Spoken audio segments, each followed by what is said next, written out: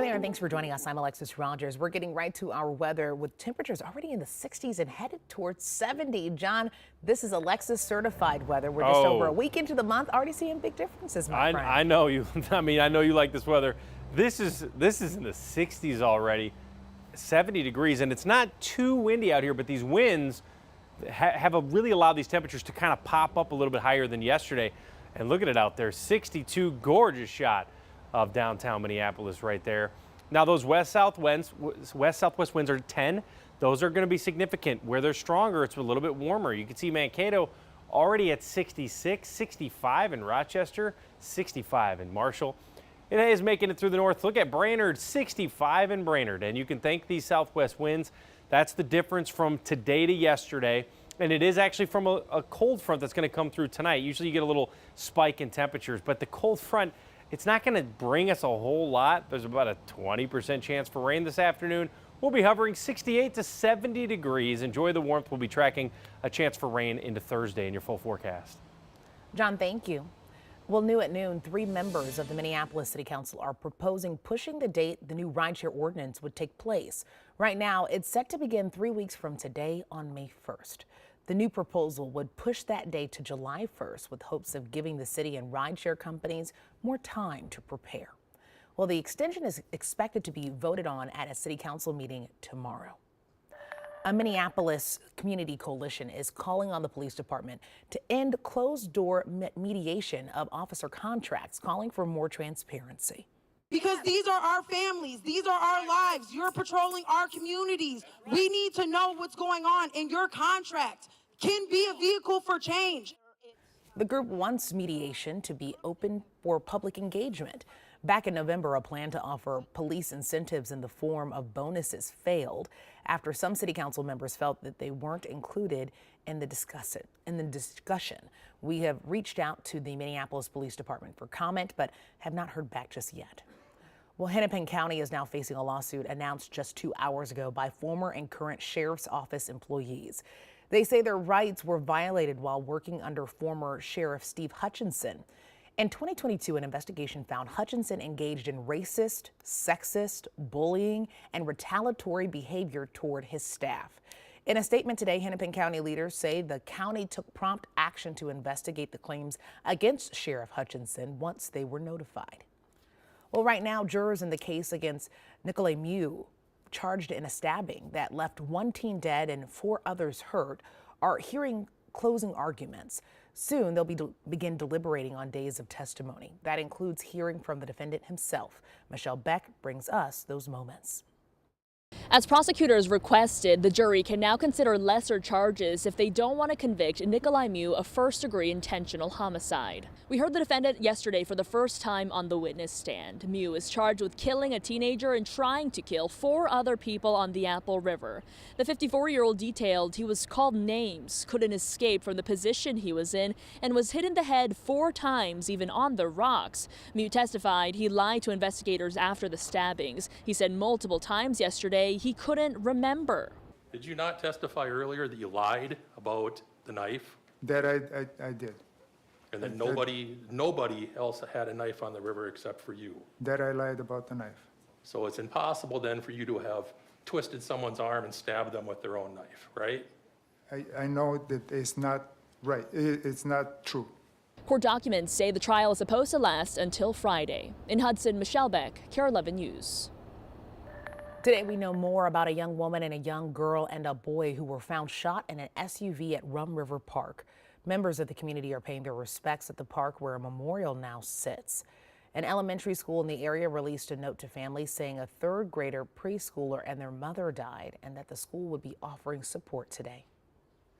I thought of them all night long, and so my heart is just with that family and friends and everyone who knows the family.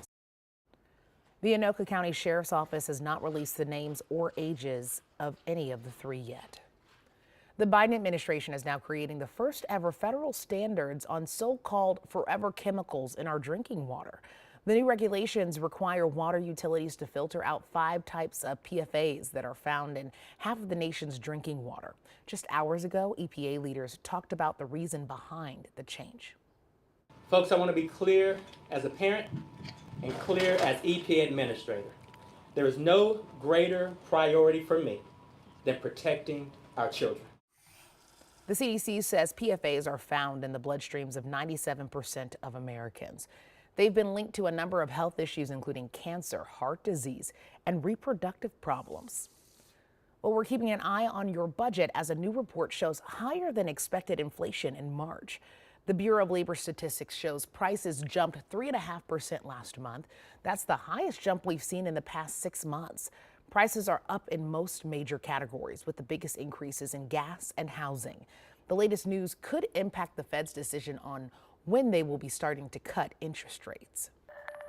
In less than 2 hours, Governor Walz is meeting up with tax experts to make sure you're claiming your child tax credit. Depending on your income, you could get up to $1,750 per child. And even if you don't earn enough to file taxes, you can still get this money. The hope is to reduce child poverty in Minnesota. If you need help filing, there are more than 170 sites all across the state offering free tax help. The deadline to file is Monday. Well, a first is coming up for the Green Bay Packers. According to the team's website, they'll be holding their first ever regular season game in South America. In week 1, the team is headed to Brazil, where they'll take on the Philadelphia Eagles, and it's all happening September 6th. Well, I, for one, love the idea of South America. And you know what? Yeah. Our weather isn't that far from South American weather today. Getting closer. Yeah. We're getting there. We're getting I there. mean, in Minnesota, it's crazy how you go from snow to 70. Oh, yes. It's like, there we go. Oh, my goodness. This is Alexis weather here. 60. Hey. It is 60. I mean, 62 degrees out there. This is an absolutely stunning day to get outside and enjoy it. We've been able to warm to already yesterday's high temperatures. So temperatures are warming rapidly, and we can thank these southwest winds. Yesterday, we just had a west wind or a northwest wind. Today, changing that wind direction is everything, and it's actually because of a little front that's going to be coming through later tonight. Fronts, you typically hear cold front and you think cold. It always pops your temperature the day before it comes in, which is today. Gives you a southwest wind. That's why we got temps in the 60s, 66 right now in Mankato. Didn't make it all the way to I Falls, but 51 still. Look at this one. 65 in Brainerd Lakes area. It's warmer than Minneapolis. So we will hover in the upper 60s. I think we'll get a couple more degrees here. We'll probably be right around 69, maybe 70, a couple of isolated 70s out there. And the wind is very manageable today. Anytime you're around 10. For this time of the year, it's actually lower than average. This is a lighter wind. Springtime, it's typically windy. So we'll see a couple of isolated 70s, maybe Marshall hitting it. Menominee's kind of on its way. I bet you Mankato, you could sneak it out, but temperatures are going to be great. Now, we'll see more cloud cover in the afternoon. If you remember yesterday, we got some of those cumulus clouds. A couple of them had some showers. I do think we'll do that again, especially as we get closer to this low. So is this a lot of rain? No, but this is what we're going to see later on. And this is how it works. So the low comes in and it spikes up temperatures, and then behind the low, which will be tomorrow, then we'll see the fall. Now, there's a lot of active weather going on. And why is this low not going to produce a lot of rain? Well, it's because you got this one taking all this moisture. So you can only one low can have the moisture, and this is the one taking it. There's also tornadoes already going on. Look at the outbreak of tornado outbreak and severe weather in Mississippi and Alabama. Not a great situation down there. Now, for us, the low could bring us a couple of afternoon clouds or showers, but as this wraps up, it does look like we'll see a little bit of rain, but where's the heaviest rain Thursday? It's actually east, so our rainy day, not so rainy. I think it's a great, mainly dry 7-day forecast. Little dip in temperatures with that front tomorrow. Otherwise, back in the 70s on Saturday and Sunday. John, thank you. We are following breaking news out of Minnetonka. Police confirm there is a heavy police presence near the 13,000 block of East Crestwood Drive near Excelsior Boulevard. Take a look here. Here's a live look from the scene where we just arrived. Of course, we are checking in with multiple agencies. We have multiple crews on site speaking with officers as I am here speaking with you. We'll continue to try to bring you updates throughout the newscast as more information becomes available. You can see what's happening right now. Armored vehicles. I know Chris Harapsky has been tweeting about those as well. So we'll check in to get a little bit more context and information of what we're seeing. We'll be right back after this break.